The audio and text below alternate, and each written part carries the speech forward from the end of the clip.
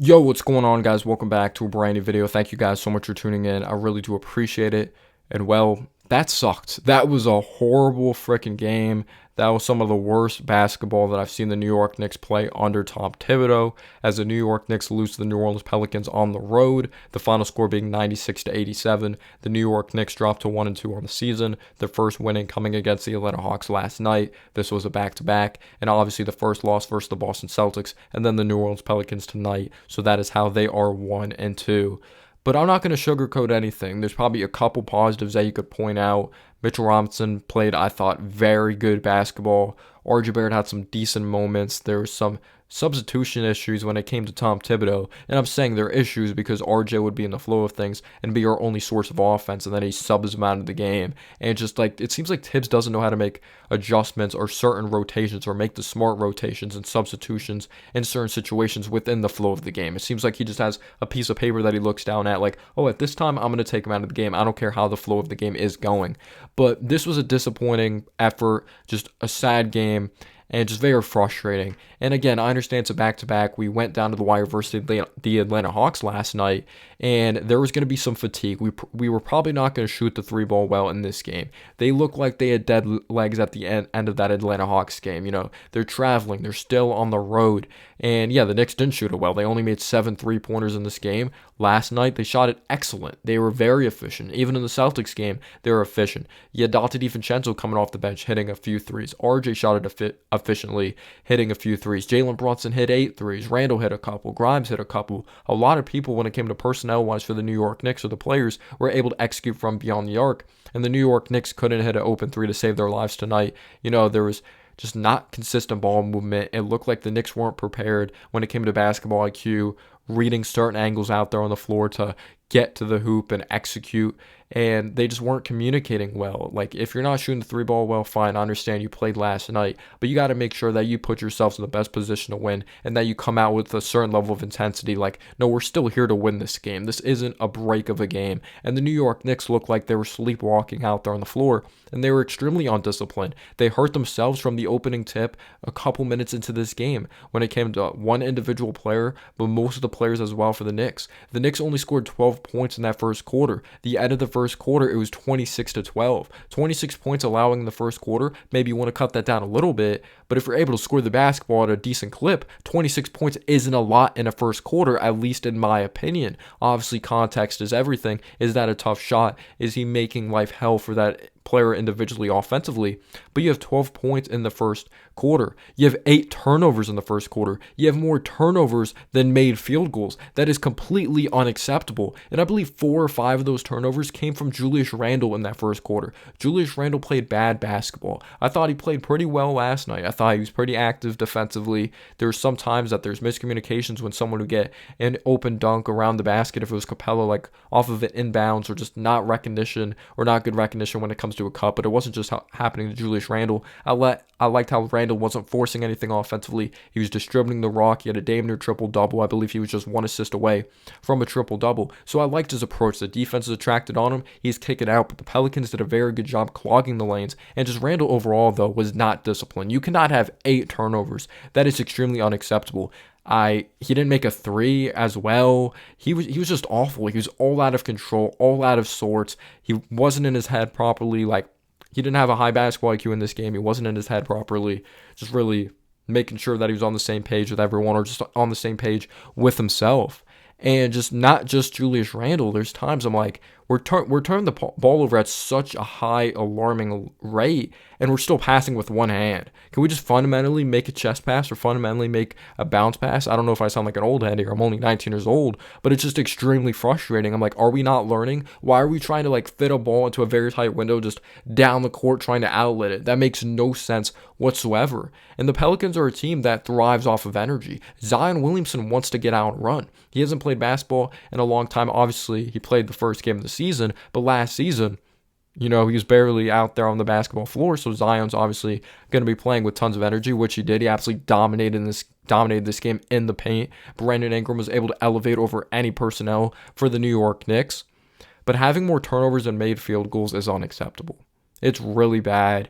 But Randall was out of control, and now there's questions. I know it's only a few games in the season. I'm not going to just give up on him right away when it comes to the season. But you guys know my stance on Julius Randle. He has good talent, but his basketball IQ just isn't consistently there, and it's unacceptable. It's really unacceptable. You're in year 10 in the league. You're almost 30 years old. You got to really figure it out. Obviously, this offense isn't amazing the way it's run, but we were missing open threes. RJ was playing decent. He had a very nice drive to the basket, and he looks like our only source of offense. Tibbs subs him out, puts him back in, subs him out again. I just don't understand. Does Tibbs know how to coach within the flow of the game, which is really disappointing. No doubt about it. If you're looking for a spark and just a disastrous game, if you're looking for something positive, Mitchell Robinson, 15 rebounds, 10 offensive rebounds. When Mitch is your second best offensive player helping out your offense, you're in trouble. I know he usually gets those offensive rebounds, but you have Brunson on this team. You have Randall on this team that you expect to step up offensively. But I thought Mitch had a very solid game when it came to rim protection-wise, crashing the glass. I thought he played like an absolute beast. You have to really give credit to Mitchell Robinson. He may not have a hook shot, but he'd be looked at a lot differently if there's more consistent floor spacing on this team and we're able to knock down threes, that we wouldn't be talking about Mitch's offensive game like that.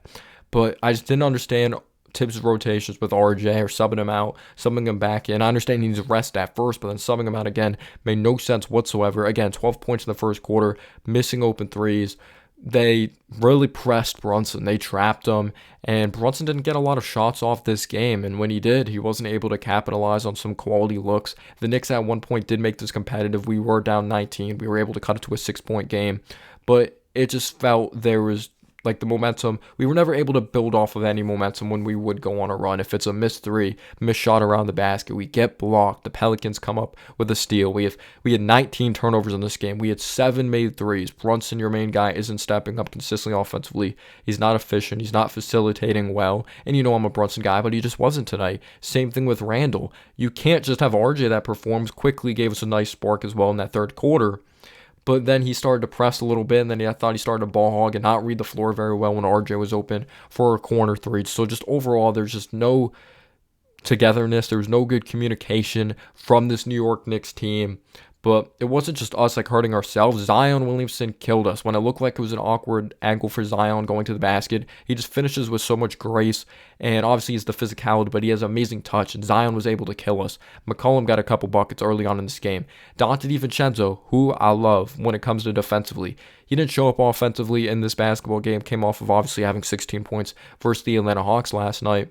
And he wasn't able to knock down the shots, but I understand DiVincenzo's a gritty defensive player, and we just need guys with longer arms. We need more athleticism. We need taller players because DiVincenzo, again, he's scrappy, but against players more of his size. Brandon Ingram, he wasn't even being phased by DiVincenzo on these pull-up mid-range jumpers or pull-up jumpers from deep. Ingram was killing us. Zion was killing us. Just so much momentum when we would go on a run, and the Knicks are cutting into a deficit. Brandon Ingram, ridiculous, off balance, fading away, and one shot. Just that went down, and I did think it was a foul. I thought we hit him on the elbow. So the Pelicans made plays when the Knicks would go on a run, but the Knicks also hurt themselves when Julius Randle would miss an open three, turn the ball over, or get blocked at the basket. I'm not trying to put it all on Julius Randle, but he really did play that bad tonight. He played really bad basketball, and Zion was literally just killing him. He was killing them every chance he got. Whenever I saw Zion checking the game, I'm like, oh my gosh. But we need a true backup four on this team. Just not a lot of positives to take away at all. There really isn't much. Just Mitchell Robinson. RJ played all right. And I'm not sure what his final stat line was. But I know he did have 18 points. I have to go back and look at the efficiency. Obviously, I put the box score on the screen. But I just didn't like how he played, and those turnovers are starting to haunt us. I know we took care of the basketball very well last season, but the Celtics game, we turned the ball over against Atlanta. Could have been a totally different story if Trae Young was able to execute with Clint Capella. I know that's a huge if, but if they got momentum heading into an overtime or later in that fourth quarter, could have been a totally different story in Atlanta. We're lucky we came out victorious. I know we still did at the end of the day, but the turnovers haunted us. You can't have 8 turnovers in the first quarter. He can't just be turning the ball over like that. It's just so frustrating. It was so bad. Again, I know it's back-to-back. Play the Cleveland Cavaliers next. Knicks got to be prepared. We're a fully healthy group. It's early on in the season. Let me know down below your thoughts on this game. What's your biggest takeaway? Brunson didn't step up as well. Pelicans did a good job defensively, and it wasn't just like McCollum getting some buckets early on because he didn't end up like really flourishing in the second half. It wasn't just Ingram. It wasn't just Zion. Jonas Valanciunas got timely buckets for them. Jordan Hawkins comes off the bench, rookie from UConn, spraying it from the outside. Spraying it. They obviously had no Jose Alvarado, and Trey Murphy's obviously out with that bad injury. But when you look at Dyson Daniels, didn't produce a lot offensively, but he did produce defensively. And I want to touch base on Quentin Grimes. If like Quentin Grimes is probably your only natural shooter in the starting lineup that's being asked to shoot catch and shoot jumpers, relocate out there. But man, he needs to knock down his open threes. I know it's early on. I'm not giving up on him. But if Randall's not going to step up offensively consistently, again, it is early on, we need more offense. Like, if you can't shoot the three ball, you need to get Grimes shots, which he did. He did not shoot well from three. He was 1 for 6. But I feel we need more at the shooting guard position. I understand he produces defensively. That's why I'm not a fan of putting Quickly at that too. We already lack size defensively. It would just be a terrible matchup when we do go up against those threes that are taller, those twos that are taller as well. But I understand what Grimes brings defensively, but we really need more at that 2 position. Is he being locked in a box? Does he have more there? And he's just not being able to show it. But the Knicks did not play together. They were down 19 at one point in this game. They would shoot themselves in the foot when the Knicks would get back into this. We would send extra help. Jonas Valanciunas was able to get those easy buckets around the interior. But yeah, give credit to the Pelicans. Zion, 12 for 17, 24 points. Brandon Ingram, 11 for 17, 26. Herbert Jones played well defensively. We left him open for 3 a couple times. He was someone that struggled his first couple years in the league from 3, but he's gotten off to a good start this season. And it's not your night if he shoots 100% from 3, doesn't even miss one. Larry Nance Jr. didn't really do much offensively when he was out there, but we know he's a high-energy body. I thought Matt Ryan was going to kill us from 3, but he did end up cooling off. He hit 1 3-ball. Kyra Lewis Jr. didn't score a lot, but we know he's a speedy, twitchy player, and he probably tired out the Knicks even more coming off of a back-to-back. But Jordan Hawkins, 18 minutes, comes in, hits a few 3-balls. They shot it better. They moved the rock better. They played better defensively. They obviously had more rest. I'm not trying to make excuses, but hopefully the Knicks are more prepared versus Cleveland. They're going to have some rest. Let me know down below your thoughts on this game. Peace out, y'all.